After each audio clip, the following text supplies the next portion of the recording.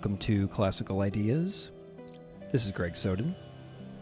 This episode is my fifth in a mini-series focusing on the scholarship of the 2019 Sacred Writes cohort.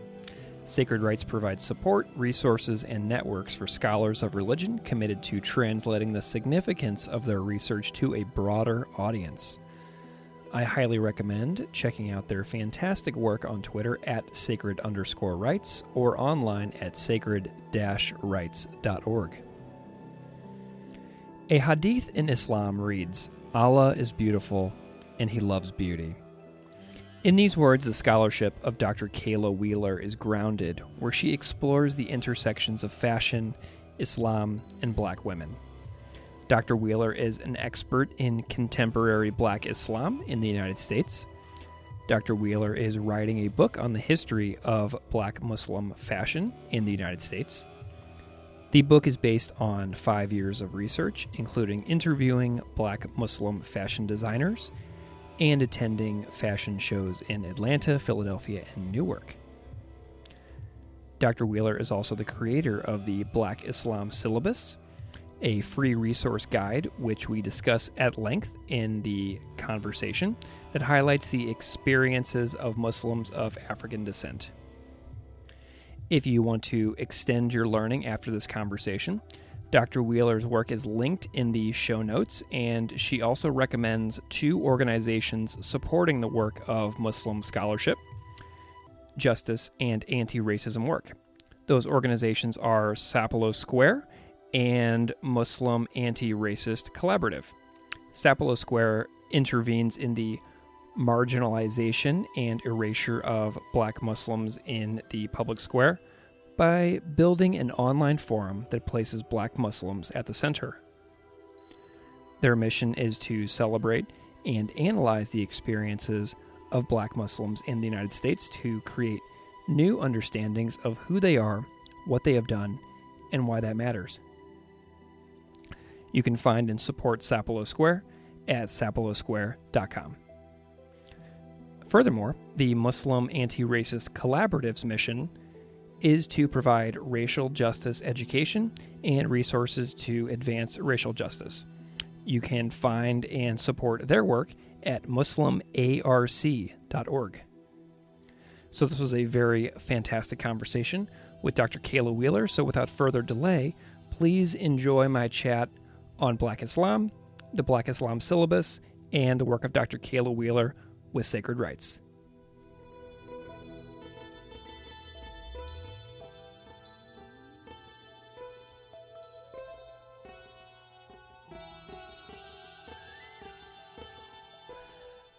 Dr. Kayla Wheeler, welcome to Classical Ideas. Thank you so much for having me. Well, it is a delight to have you. I am wondering if you can spend a moment and introduce yourself to the audience however you see fit. Yes. So I am originally from Cleveland, Ohio. I'm currently an assistant professor, and my area of expertise is Black Islam in the United States. Awesome. Okay, so in reviewing your work the last couple of weeks, I've noticed that you are interested in Islamic studies and fashion studies, and I love hearing about this. This is so cool. I'm curious how you got interested in each of those fields separately, and then I'm curious how they merged together along your academic journey. Like, what were your academic stepping stones and turning points along the way with these two fields? So I have a very long academic journey. I got my bachelor's degree in religious studies and political science, and I thought I was going to be a foreign service worker. The world changed, realized that was not going to happen. I decided to get some background in bioethics, so I got a master's degree in that, and then eventually got a history degree, and finally a PhD. And during that entire time, what I noticed, regardless of what my minor or major was or area of focus, I was committed to studying and learning about Black women, particularly Black Muslim women's experiences, and hearing their stories and sharing them with other people. So my journey might not be the most cohesive, but for me, all of these degrees, all of the experiences I have allowed me to tell a fuller story of what it's like to be a Black Muslim woman, especially in the United States. So The fashion aspect, it's always been something that I've loved. I grew up in a very, very fashionable family. One of my favorite hobbies with my grandma is to go shopping. Mm. And I found studying Black Muslim women, a lot of times what stood out to me first about them was their clothing, how they looked, how they dressed, how they carried themselves. And probably one of my favorite hadiths is in English, it's Allah is beautiful and he loves beauty. So Mm. for me, it seemed to be a natural fit to look at Islam and fashion. And if you look at a lot of stuff that's written about Muslim women, it's focusing on like the veil and air quotes. And I wanted to do something a bit more expansive to not just talk about women's motivations for dressing in a certain way, but what meaning do they get from that? How does dress look differently across regions and race? And then what do they do with dress? The business aspect of that. So that's how I got here.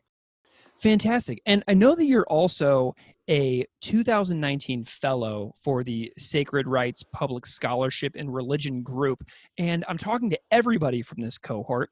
And so, as a podcaster who's interested in religion, I care a ton about public scholarship and making the work of experts accessible to the wider world, helping folks like you get your work out there into the ears of people so that it's not just like locked up in academic tomes and articles that people can't access. So I love having that kind of stuff on this show. So as far as public scholarship goes, how and why did you become interested in pursuing this particular opportunity with Sacred Rights? For me, I was interested in participating in Sacred Rights, particularly because when we think of a public intellectual, very often it's not a Black woman. Mm. We're allowing for more space for different voices to be heard, but Black women are still marginalized. And so I wanted to find ways that I could be a part of the conversation. And for me, it's important that my research be heard, not just by any public, but I always try to write for the women that I'm interviewing. I want them to see themselves in their stories and not have to pay like $100 for a textbook that honestly is just a coffee table book. Mm-hmm. Has no other purpose. And what I've noticed through my own public scholarship is it circulates a lot more than anything else. I wrote my dissertation. I checked the stats on it. I get an email every month for it. It's been downloaded 200 times. Mm-hmm. My public scholarship through retweets thousands of times, and it's reaching people in a lot more meaningful ways. So one of the downsides, unfortunately, is the academy has been slow to embracing public scholarship as a form of real scholarship. So I love that Sacred Rights provides a space for scholars, regardless of their standing in the field, to say this matters, this is important, this is something that everybody should be doing. Absolutely. Like as I've been talking to the fellows, they've had a lot of good things to say about the training as well. I know that you all went through some workshops or something, didn't you, for making your writing like accessible for like digestible, shorter pieces, right? We went through workshops. We got to meet with editors from different organizations. So the Conversation, Religious News Services. We had an op-ed workshop. We had a workshop on doing live work. So getting interviewed on podcasts and on camera. So it was very, very, very expansive. And I really enjoyed it. I love that. And so whenever I was looking through your work, I noticed that you have this fantastic project that I want to know a ton about. And I think it's like won awards and all kinds of great stuff. And you've been working on it for several years. And you're turning this project, which is called the Black Islam Syllabus, into a website, into a YouTube channel. And, you know, a syllabus project is so cool because it gathers together different resources that helps people to dissect the nuance within very, very interesting topics. And I remember the Charleston syllabus being very popular several years ago, and I love that project a lot. So I'm curious about the Black Islam syllabus that you have curated. Can you tell me a little bit about the inception of this project? Yeah, so I have to give thanks to Professor Najiba Saeed and Muslim Arc. They were kind of the inspirations behind the project. Professor Saeed tweeted out how she wished she could find some resources on Black Muslims for her class and asked if anybody had anything. At the time, I was just starting doing my dissertation work, and I did have all of these sources. So I offered to post them up on Twitter, I came up with the hashtag, didn't really expect anybody to retweet it, Mm. but people ended up giving their own recommendations.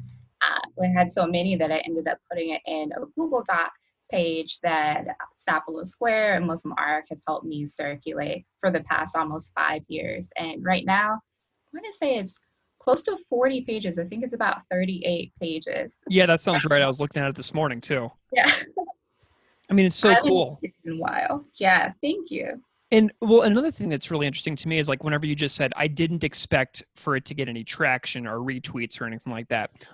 It's just that one thing, isn't it, that sets people off on Twitter, and all of a sudden your account just blows up out of nowhere. I mean, that had to have felt really good to put that out there into the world and to have it get such a remarkable response, wouldn't you say? It didn't. The thing that's so wild to me is that 4.5 years later, I still get emails from people with suggestions, but telling me that they're using it. I talked to someone, they said that they created a reading group around it. Every Black History Month and Ramadan, it gets recirculated a lot. So it's great to hear that nearly 5 years later, people are still finding it useful and then using as inspiration for their own syllabi. So there is the Islamophobia is Racism syllabus that was partially inspired by the Black Islam syllabus, as well as the Sudan syllabus that was created by Rizan Idris, which I think is really great. Awesome. Well, and I was looking through the syllabus yesterday and perusing all 38 pages, as you said, and I, for myself, found a world of possibilities for future learning opening up in front of my very eyes as I was looking at it, because there is so little on the list that I have ever read or seen or experienced. And I mean, I've read a little bit about the life of Noble Drew Ali and Judith Weisenfeld's work, and I've discussed the lives of Black Muslim women with Sylvia Chan Malik. I've read a little bit of Mustafa Bayoumi and some fashion work with Elizabeth Bucar, who you also know. But this syllabus is largely unknown territory for me, and it gave me, several ideas for episodes on Sufism that were just flying through my head as I was reading your syllabus. And it also showed me just how underrepresented Islam is on my podcast as well. I was thinking about like, oh my gosh, there's so much discussions here to have. And I'm curious if you can tell me a little bit about the incredible scope of this project and how you decided to categorize it, because the categories within the document are super diverse and powerful. So that happened organically. When it first started, it did lean heavily towards the Western Hemisphere, especially the Americas, because that's primarily where my expertise is in. But as I got more suggestions from across the country and the globe, I realized that this was something that needed to be as expansive as possible. So in my free time, when I was not doing field work, I would try to find as much stuff as possible. So Google Scholar is a great tool for that. I wanted partly through the syllabus for people to see how expansive Islam is and how important Black Muslims have been to the global Muslim experience. And partly I wanted to encourage and push scholars and journalists to take Black Muslims seriously. There's absolutely no reason you should be writing on Islam, especially in the United States, and not include Black Muslims, if not outright censor them. And I see that happening with journalists, but also in the classroom, where if you do talk about Black Muslims in an Islamic studies classroom, it's usually for a day, and it's either Bilal or it's the Nation of Islam, and then you're done with it. And that was something that I really wanted to encourage people to recognize why that might be, the anti-Blackness that we see in academy, but also in media, and what it would look like to have scholarship that truly centered Black Muslims.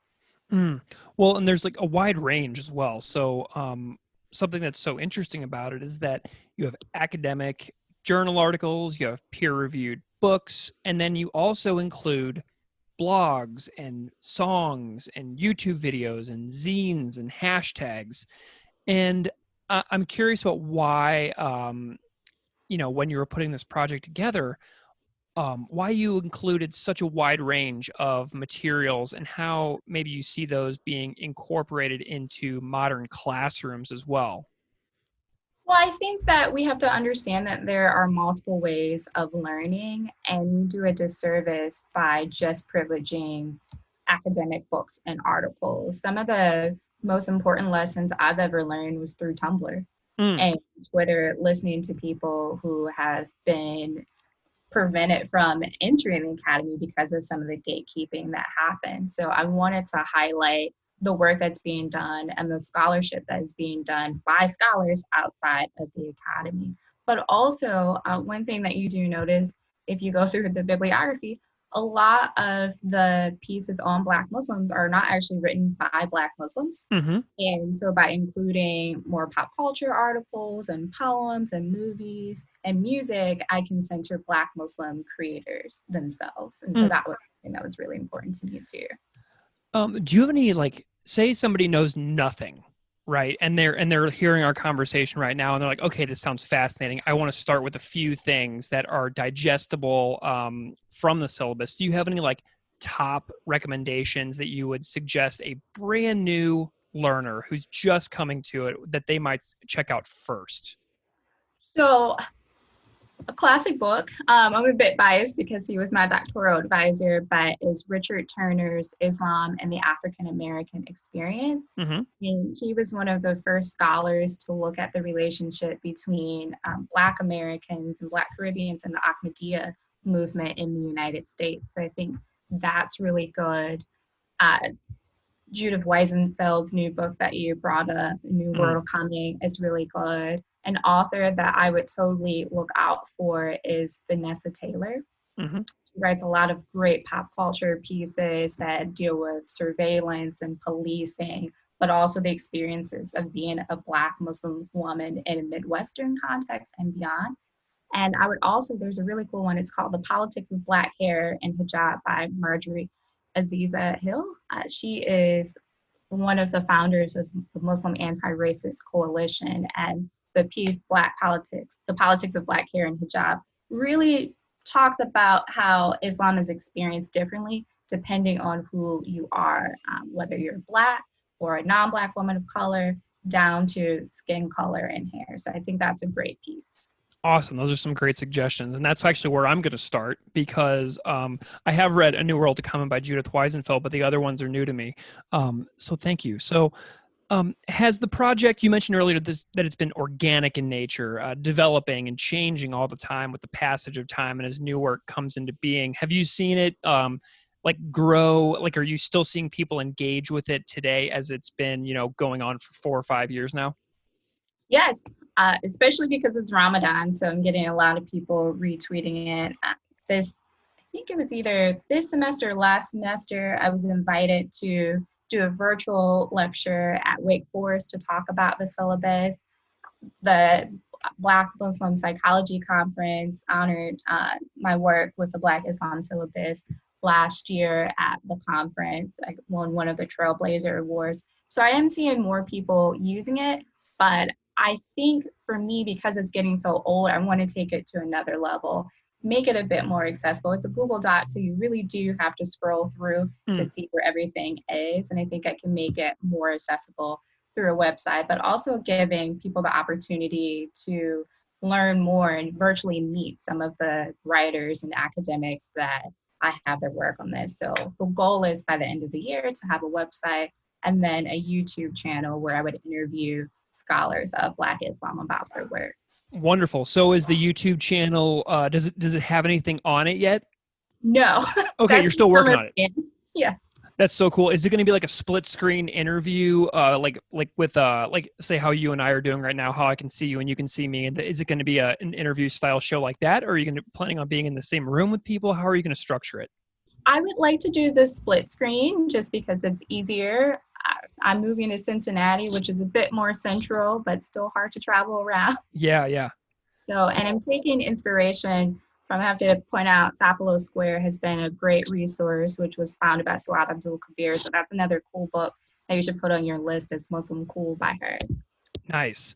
Awesome. I'm excited for your project. I was just kind of tweeting back and forth with Megan Goodwin and Elise Morgenstein first this morning about their show, Keeping It 101. And I fully believe that the more of these types of digital resources that we can get out into the world, the better, because you never know who's going to find it and you never know what kind of impact it's going to make over time. And so everybody's like, why would you do another podcast or why would you do another YouTube channel? There's so many of those, but so what? You know what I mean? It's not your work. And so the intrinsic motivation behind doing something that features work that you care about and love is going to transfer over to your audiences in so many ways. It's going to be so cool. Thank you. So have you heard from any professors or teachers that have used your syllabus in their own classrooms? And because I'm curious what that feedback has been like from them. Yes, I've heard from professors and students all over the world. Some people, probably the biggest use is helping people create their comprehensive exams list. So most humanities and social science graduate students have to come up with a list of books or articles they'll read and then be tested on to show that they're experts.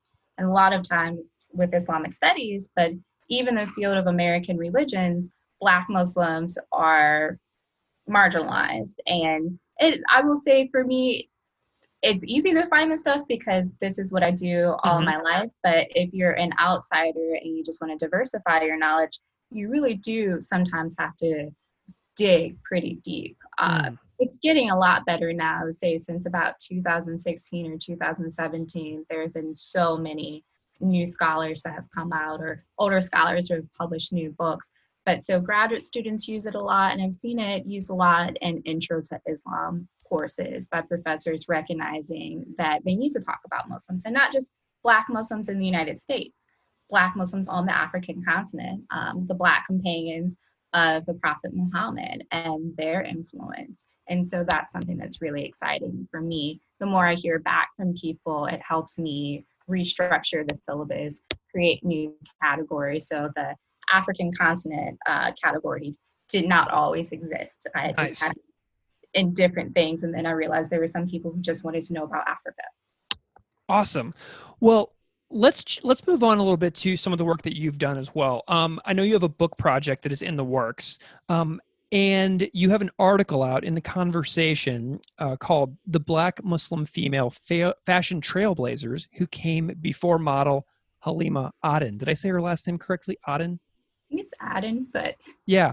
And so this article is out, and I read it yesterday, and I really liked it. And this is also the topic of your forthcoming book, I believe.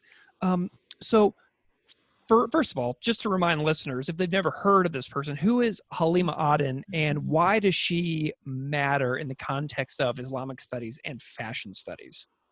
Well, so Halima is a first of a number of things. So she most recently was the first hijabi to be in Sports Illustrated for their swimsuit edition, which is their biggest edition of the year. She has also appeared in Kanye West, his fashion show. She was the first hijabi to be Miss Minnesota USA, and that's how she actually got her career started. So she has become very popular on the runway as well as in print magazines. So very, very expansive. And I think she's important to Black fashion as well as Muslim fashion and American fashion because of she's drawing from this very, very long legacy of women. So she is not the first Muslim woman to ever be a model. We can go back 30 and 40 years. Probably one of the most famous models is Iman, who is also Somali and is very open about her Muslimness, but because she does not always wear a hijab, that's sometimes left out of the story. So Halima, she has been in the game for 2016, but one thing I wanted to do with the article is show that she is building off of this legacy of Black women that began in the 1940s. And what's central to the story about Black Muslim fashion is the Nation of Islam. And unfortunately, they're often left out of our conversations about Islam in the United States. So what are some fashion trends that started in the 1940s and kind of carried us up until the present day? What's that timeline look like? So one thing a lot of the women I interview will tell me is that they actually were the ones who made wearing the hijab cool and acceptable in the United States. So if you look at the history of Islam in the US, the first Muslims here were Black, and they were brought over as enslaved Africans, most of the religious practices died out. There are some practices you can still see in the Sea Islands, so like the Georgia, Carolina coastal area, but most of it came back in the early 1900s. And so Black Muslim women were the first hijabis in the US, more than likely. So you see that. One thing is the different headscarf styles, so the turbans, which no one will be able to see this in the podcast, but I'm wearing a turban, so think of Ilhan Omar. That comes from a Black American context, but is also global. The different layering techniques that are in style with mainstream fashion now, so wearing skinny jeans and then a dress, or different layering with your top. So you might have a blazer and then a long sleeve shirt on. So that comes from a Black Muslim context. Interesting. Well, and I know that your book focuses on this as well. Can you describe a little bit about the scope of your book and kind of how you have the book organized in your mind and on paper? Yeah, so I'm looking at, it's a mix of history and ethnography, so doing interviews with some of the pioneers of fashion as well as newcomers. And it's looking at how Black Muslim women use fashion to challenge white supremacist beauty standards, but also to challenge the Arab centrism that you sometimes see in American Islam. So using their clothed bodies to push back against these narrow definitions of what it means to be a beautiful woman, but also what it means to be a Muslim woman in the US. So the first chapter, I start off with the Nation of Islam and looking at the role that their uniforms and their business model played in helping to create the modern modest fashion industry in the US. The second chapter, which I'm writing right now, looks at fashion shows, Muslim fashion shows in the United States. Awesome. And there are some that go back to the 80s that are still happening now, which is really cool. Awesome. The third chapter looks at African print, so like kente cloth and wax cloth, and looking at how people use that to create kind of a pan-African Muslim identity. And then the fourth chapter is looking at social media influencers, particularly on YouTube and Instagram. And then the fifth chapter is looking at, despite the fact that Black Muslim women, particularly rooted in the Americas, have laid a foundation for the modest fashion industry and Islamic fashion industry in the United States, but they haven't been able to break into the mainstream as much as their non-Black counterparts. So looking at how, despite all of their history, anti-Blackness still holds them back a lot. You know, I was thinking about a question that I wanted to ask you about the history of Islam within the last 20 years, but I'm thinking of a different way. I'm thinking about this question now in a different way. And I'm wondering if you can explain, in your view, how learning about this history will make our country a little better for everybody. Like if we all took a little bit of time to learn a little bit about this overlooked history, how might it make our society a little more united and a little more better for everybody? That's a really interesting question. I don't know if I necessarily have an answer for it, partly because I don't see my research as being interested in those kind of things. So when I write to and for Black Muslims and Black people in general. So what I would hope is that Black non-Muslims would see is how much they have in common with Black Muslims. If you talk to a Black person in the United States, more likely than not, they have a cousin or a friend or somebody in their family that they know who is Muslim and they love them, but they might still have some underlying Islamophobia. So seeing the connections with clothing, what the Nation of Islam was doing in the 30s and 40s was much like the Baptist movement that you saw Black women doing in the South as well as in the North. Seeing how Muslims are oppressed and how that is interconnected with Black Christianity and how sometimes they're oppressed. So I'm thinking about a number of years ago, there were a wave of Black churches that were burnt down. And the first people to step up to support and fundraise were Black Muslims because they understood that shared connection. So I think that would be the thing that I would want people to take away is the shared history and recognizing that there's a good chance if you are a Black American, a descendant of enslaved Africans, that you had an ancestor or two that was Muslim. So connecting with that, but also recognizing even if you're not Muslim, so much of American pop culture is influenced by Islam. So if you are a rap fan or any fan of any part of hip hop culture, you are connected to Islam in some way. Islam is probably the religion of hip hop. Say more on that.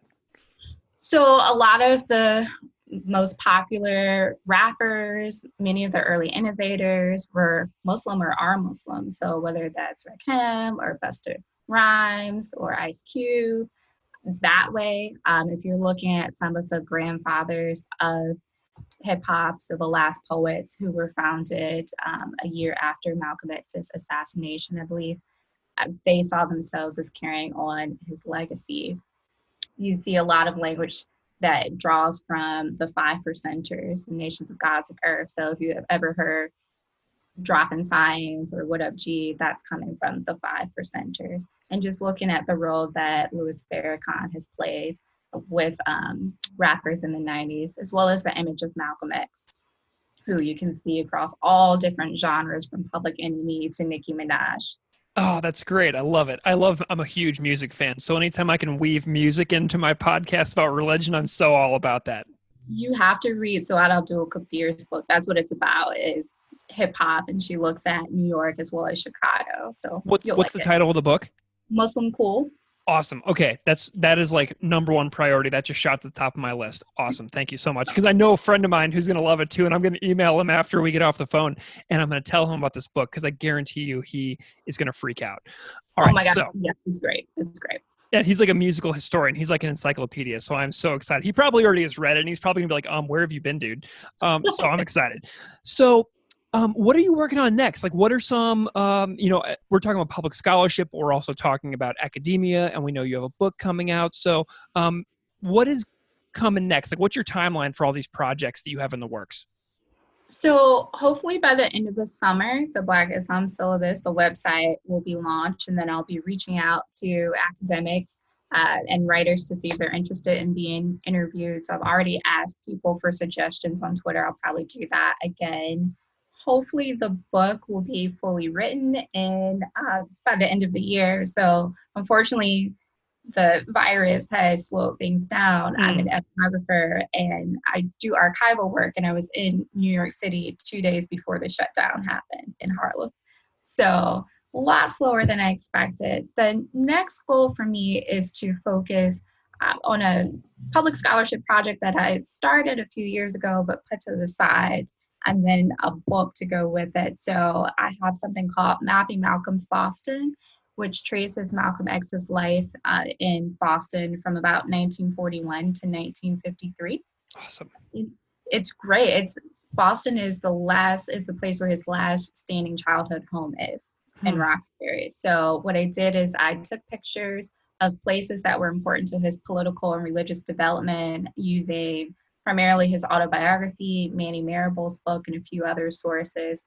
Took pictures of what it looks like now, and then went into archives to find pictures of what it looked like when he was alive and living there. And so it's a story about his life, but it's also a story about gentrification and urban renewal in Boston, specifically Roxbury in the South End. A lot of the places that he talks about in the autobiography, so where he learned how to Lindy Hop, where he met one of his first girlfriends, it no longer exists. It's been bought up by universities and it's been gentrified. So I'm going to continue working on that, and then hopefully write a book on his relationship with his oldest sister, Ella Little Collins, who was his religious mentor in a number of ways, as well as political mentor. She was actually the one who funded his Hajj after he was suspended from the Nation of Islam. And she's largely been written out from a lot of our narratives. If you've ever seen the Malcolm X movie by Spike Lee, you'll notice she's nowhere to be found.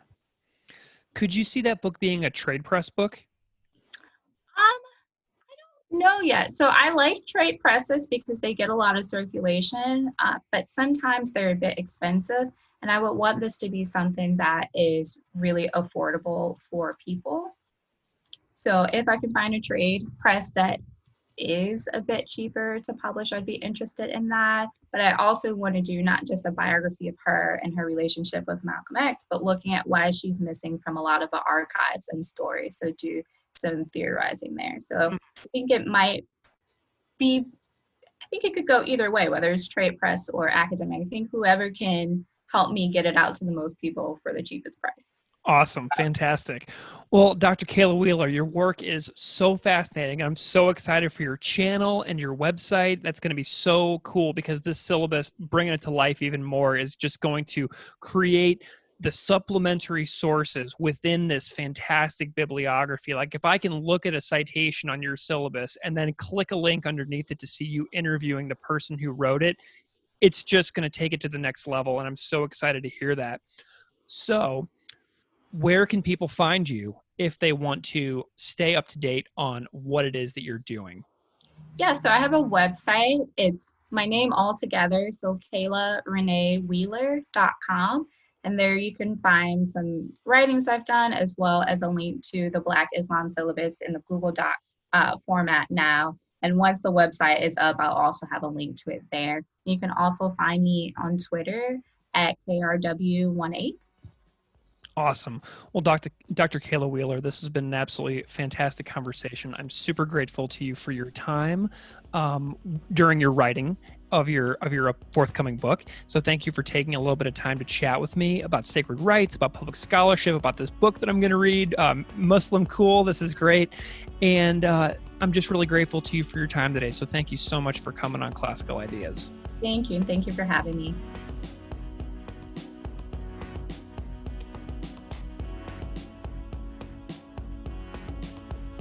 Classical Ideas is produced by me, Greg Soden.